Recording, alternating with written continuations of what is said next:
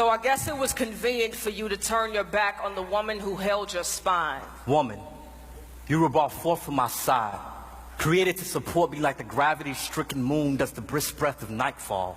But when fear clawed its way into my heart, when he called my name in the garden, you shrunk and hid your shameful body. Where were you when the Prince of Night found his way to your star?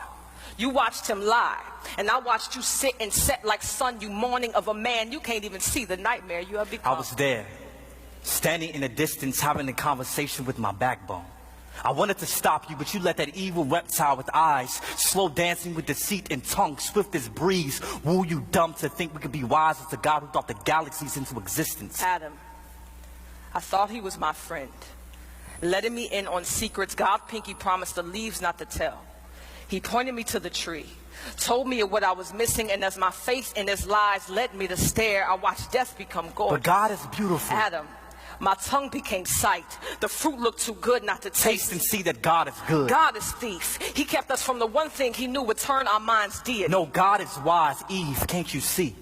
In our feast for knowledge, we have become fools. Searching for wisdom in a mere branch, we forgot about the God who had the power to grow us from dust with no roots. His mind is wide as sky, and we were free as clouds, but now the silent hum of shame echoes the land. The eerie chill of father's curse crawls across our conscience, and the very river we bathe our naked souls in is damned because of you.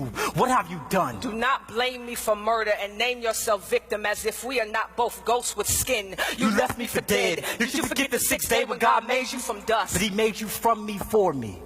While sleeping, he called you from my cage bones, beautiful but you, with your prideful disposition, switched positions and tried to lead. Took heed to a four-legged snake without consulting me first. You didn't respect me. He gave you authority. He made you the head of us, but you became neck. I can still see the apple stuck in your throat. Adam, swallow your pride.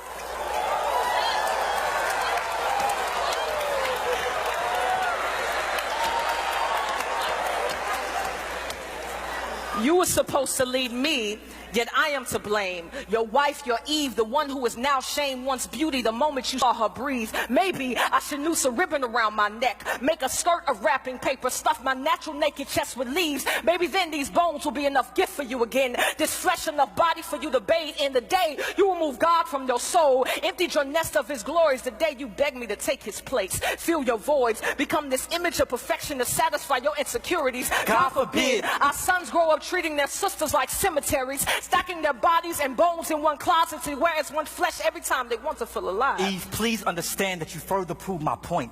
That prideful organ brewing beneath your breast beats with no submission for your husband. And for this, your future daughters would not be quiet, gentle, but some would be loud as nagging crows scavenging on the dead earlobes of men. Their bodies, sculpted for God's glory, will become lures enticing our sons to sin, and they will. These women, your offspring, will hand their souls over to men who are not their God. They will kneel for value at the altar of man's approval, but that worship would not make them whole nor holy. Did you see what you've done? You made this about you by blaming me. We are both sin wrapped in flesh, both broken creations, stained glass windows with no shine, no sun, no light. We are both dark, imperfect, lost. We are fallen.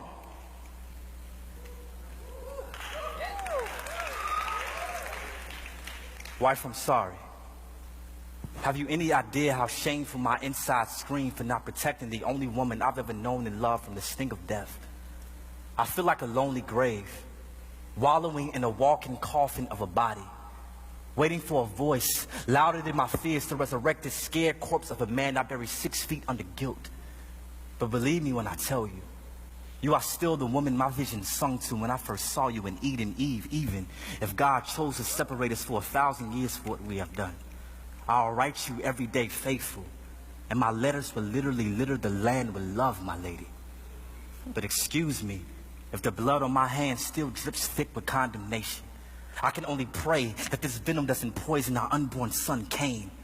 There is nothing but murder living in my genes, and I would die if he follows in his father's footsteps. Husband, forgive me in my limbs and the heart that led them away from the safety of your palms. The parachute folded beneath the bloodstream I left in vain. I promise I will never try to fly without you again. Your word is wind, and I would be fooled to disrespect the tornado I was created to love. You mentioned our sons, but remember our God.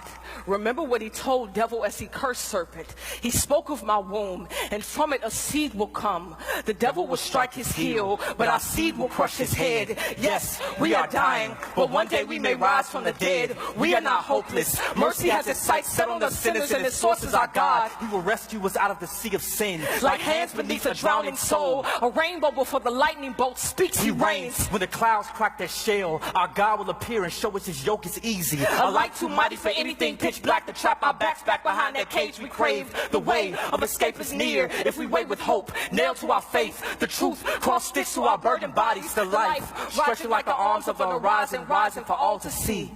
The sun still lives. Eve, forgive me. Adam, forgive me. God, we tried to be our own God. Please forgive us.